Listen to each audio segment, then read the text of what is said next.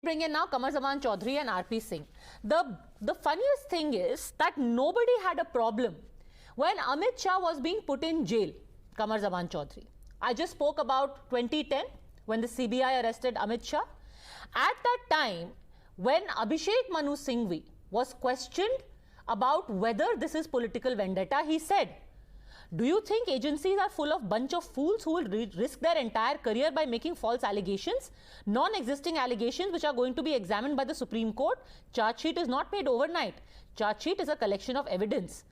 For over 5-6 months of investigation, the CBI has got enough evidence against Amit Shah."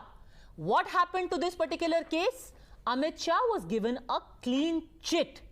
But when it was happening to your political rivals, Kamru Choudhury, you said, "Cheers to the CBI.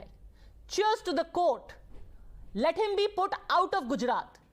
Now when it is not to your liking, CBI भी बिकी हुई है, जज भी बिका हुआ है, Gujarat high court भी बिका हुआ है. Everyone is a villain. You can't decide whether agencies are sold out or honest Padmaja, based on what is your convenience. No, it's not a matter of convenience, it's a matter how you perceive and how you take up a case. In case if you want to discuss the Sohrabuddin encounter case, let us bring out Sanjeev Bhatt, let us discuss with Rana there is no Ayub point discussing it because Amit Shah got a clean chit in it. Now, whether it was because of misuse of agencies, nobody knows. Okay. That's but the gone court and struck it down. Since you brought that in the context, court that's struck why I'm it down. discussing it. And at the time of his arrest also, No, Amit Shah said, why, "I trust the court." He was being arrested, but he said, "I trust the court." He could have also hit the streets and said, "What rubbish? Nobody can arrest me. CBI has been bought by the Congress." He did not. No, he did not hit the street. That's his.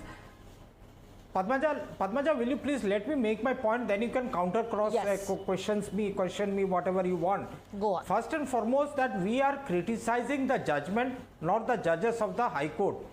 How the judgment has to be criticized, that has been amply laid down by Abhishek Manu Singhvi ji today in a press conference, and you are well aware of those facts. So, Mr. Choudhury, you now, are saying, hold on a second. I just want the viewers to appreciate this. Mr. Choudhury is saying, "I'm criticizing the judgment, but not the judge." This is as superlative an argument like saying, "The bullet did not kill that person, war killed him." Sir, if you're criticizing the judgment, you're criticizing the man who gave the judgment, no? It was one man who gave the judgment. You said this is bakwas judgment. Padmaja, then you're basically saying the judge gave a bakwas judgment. Padmaja, 2 minutes. Can I have my 2 minutes of peace? Let me make my point. Yes, you can have peace. Remain silent but sir, for the rest of your debate, you have to give a coherent argument. If you are criticizing the judgment, criticize a judgment, on what basis? Padmaja, we are not like Kiran Rijiju, who directly accuses the judges of the Supreme Court for being biased. It's not a case of being biased, it's how you take up the case and how we perceive it. How entire India, along with me, perceives the entire episode, entire judgment, entire case that has been fabricated against Rahul Gandhi ji. The trial court in his place has listened to the to the case in detail. Now the High Court's role is not to go back to what the trial court has learnt out here or how it decided. It today decided on a single matter whether Rahul Gandhi deserves a bail or not. And it has given a he has judgment. already got bail, sir. Okay. Supreme Court is I need to pause you now, here. You are a little weak on facts. Now coming to the Rahul point. Gandhi now coming already to the point, has been given bail. That was not even the plea before the Gujarat High Court. The Gujarat High Court was hearing a plea about whether the stay of the conviction conviction. Stay of the conviction. Correct, yes. And that, said the court, yes, I am telling he you, does stay not of the deserve, conviction. that the court said he does not deserve for 3 reasons. 1, he is a habitual offender. 2, that there needs to be a purity in politics. And 3, he also, sir, is a very powerful person. What he says has an effect on people's minds. So the court said he doesn't deserve any stay. What ground do you have to say the court that's the court to decide, made a bad decision?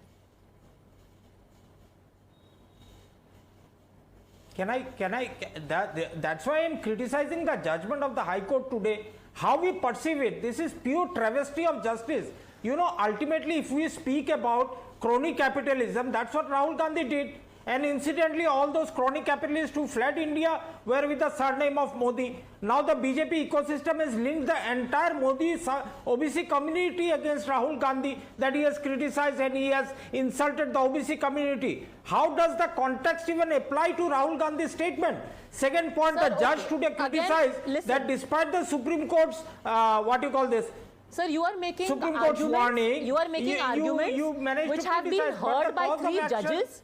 I do not have the legal knowledge to counter you and tell you how does this apply, because I am not a judge. The people